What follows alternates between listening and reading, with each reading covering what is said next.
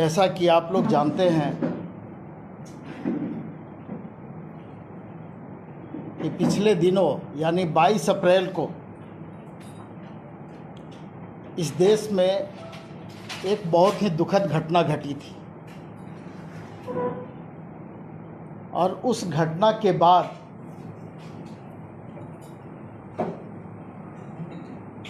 पूरे देश के लोग काफ़ी तनाव में थे और काफ़ी आक्रोश में भी थे। और उसी दरमियान केंद्र सरकार के द्वारा जनगणना कराने का फैसला लिया गया। उस फैसले का पूरे देश ने स्वागत किया और उसके बाद जब हम झारखंड की बात करेंगे तो आप देखेंगे कि कई दशकों से झारखंड में एक बहुत ही महत्वपूर्ण और गंभीर विषय जो एक समाज विशेष के लिए महत्वपूर्ण है, पूरे राज्य के लिए महत्वपूर्ण है, उस विषय को लेकर के भी राज्य की जनता काफ़ी गंभीर और अपनी मांगों को लेकर हमेशा संघर्षरत रही है। वो है सरना धर्म कोड और आदिवासी धर्म कोड। आप लोगों को ये भी मालूम होगा कि राज्य में विधानसभा का विशेष सत्र बुलाया गया था 11 नवंबर 2020 को और उस विशेष सत्र में विधानसभा के द्वारा सरना धर्म कोड आदिवासी धर्म कोड के प्रस्ताव को पास करके और केंद्र की सरकार के पास भेजा गया था। अभी पिछले दिनों यानी 5 मई को पार्टी ने यह निर्णय लिया था कि पूरे राज्य में सभी जिला मुख्यालय पर सरना धर्म कोड आदिवासी धर्म कोड को लागू करने के लिए पार्टी के तरफ से सामाजिक संगठनों के तरफ से विशाल धरना और प्रदर्शन का कार्यक्रम किया जाएगा। लेकिन वर्तमान में जो देश की स्थिति है उसको देखते हुए पार्टी ने कुछ निर्णय लिए हैं। सीमाओं पर जिस तरह की स्थिति बनी हुई है, सीमा पार से जिस तरह से हमारे ऊपर में या यूं कहें कि जो पहलगाम की घटना हुई, उस घटना से जो स्थिति उत्पन्न हुई है, आज पूरा देश, सिर्फ झारखंड ही नहीं,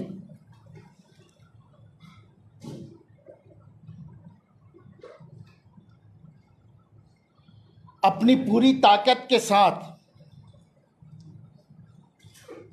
हम लोग उन बहादुर जवानों के साथ में हैं जो पड़ोसी देशों पर उनके द्वारा किए गए कृत्य का जवाब दे रहे हैं। और इन सारे स्थिति परिस्थिति को देख करके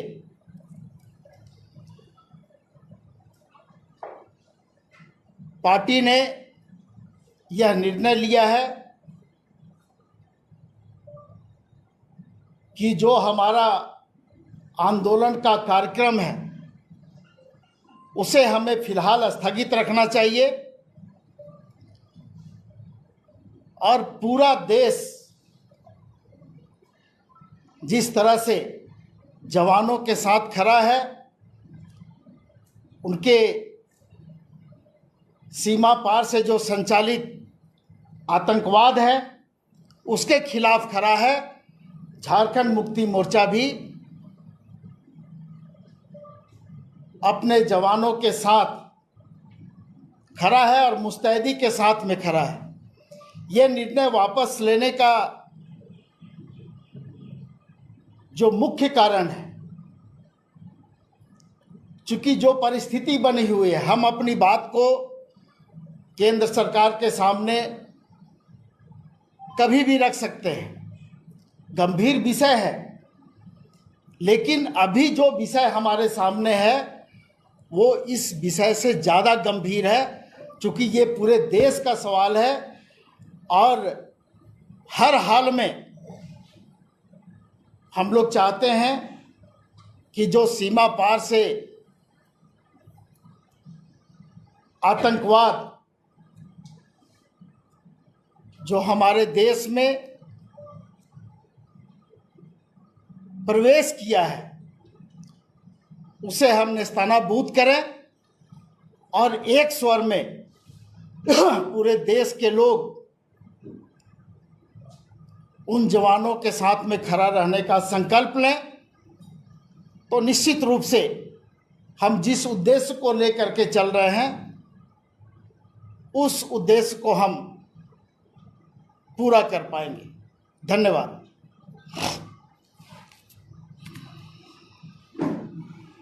अगर कोई सवाल है आप लोग का तो आप पूछें।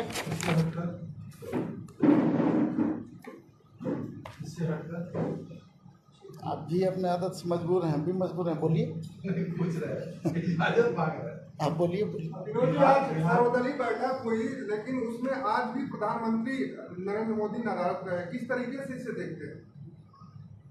देखिए, ये सिर्फ मेरे देखने नहीं देखने का सवाल नहीं है, ये पूरा देश देख रहा है कि हम कितने गंभीर हैं ऐसे विषयों पर।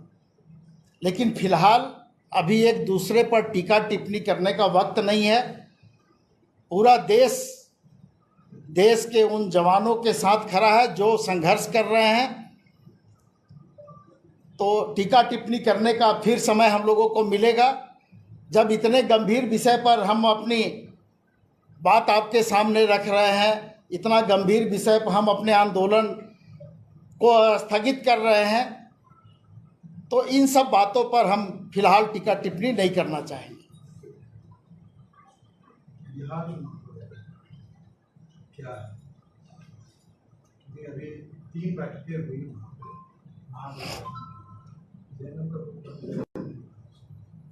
नहीं, उसकी सूचना हम लोगों को थी, लेकिन जो बैठकें हुई है इंडिया गठबंधन के साथियों के साथ में, तो हमारी अपनी तैयारी है। हम जिन जिन सीटों पर चुनाव लड़ना चाहते हैं और वहाँ की जो कमेटी है उनके तरफ से जो प्रस्ताव आया है, हम अपनी तैयारी उसके साथ कर रहे हैं। इंडिया गठबंधन के साथियों के साथ भी हम बैठेंगे और उसके बाद ही हम किसी निष्कर्ष पे पहुंचेंगे। लेकिन झारखंड मुक्ति मोर्चा बिहार में चुनाव लड़ने के लिए पूरी तरह से तैयार है। कितनी सीटें होंगी? 12 से तो दावा कर रहे हैं।